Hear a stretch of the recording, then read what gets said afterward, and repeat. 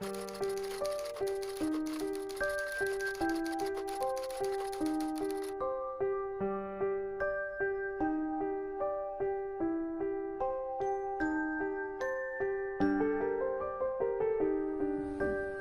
terrific night, we are going to present you with a story that we live just with tonight. A story called The Turn of the Screw.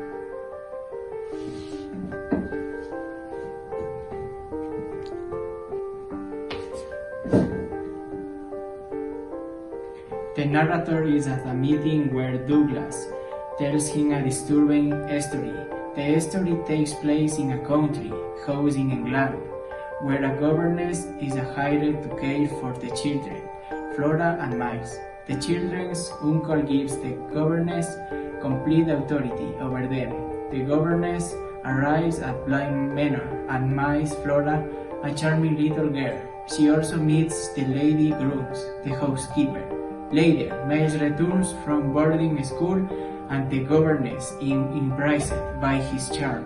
However, she begins to notice peculiarities in the children and sees mysterious figures that only she can see. The governess becomes increasingly concerned about these apparitions and the strange relationship between the children and the invisible figures.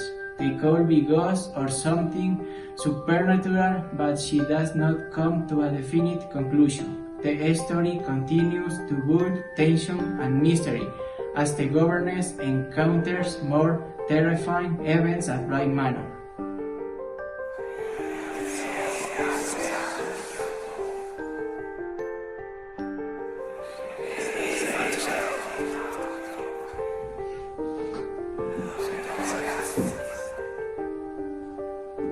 The governess continues her narration and describes her interactions with Flora, one of the children in her care.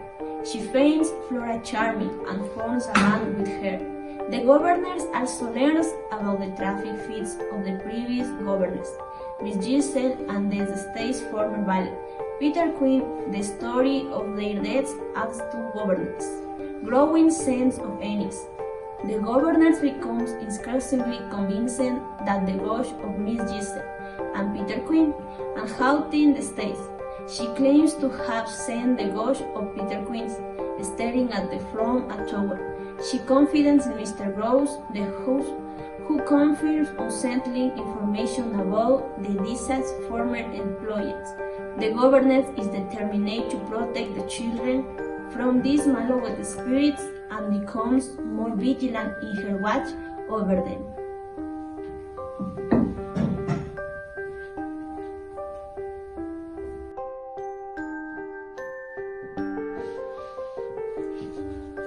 The governess continues to be concerned about the apparitions and their influence on the children.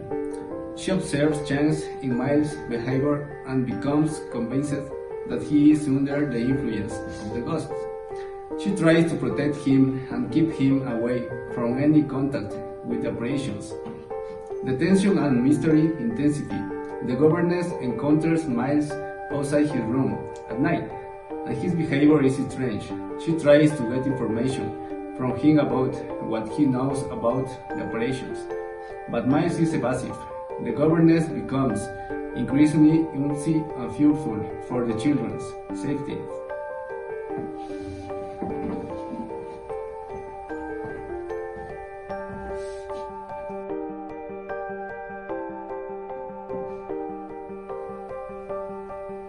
That evening, the governess listens outside Miles' door.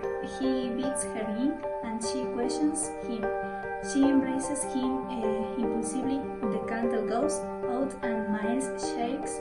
The next day, Miles plays the piano for the governess. She suddenly realizes she doesn't know where Flora is. She and Mr. Gross and Flora by the lake. There, the governess sees an apparition of Miss Giselle. She points it out of Flora and Mr. Gross, but both claim not see it.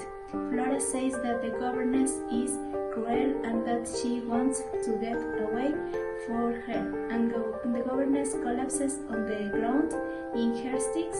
The next day, Mr. Gross informs the governess that Flora is sick. They decide Mr. Gross will take Flora to the children's uncle, where the governess stays by the mares. Mr. Gross informs the governess that Luke didn't send the letter she wrote to her employer because he couldn't find it. With Flora and Mr. Gross gone, Miles and the governess talk after dinner. The governess asks for took her letter. He confessed, and the governess sees Quint outside. End.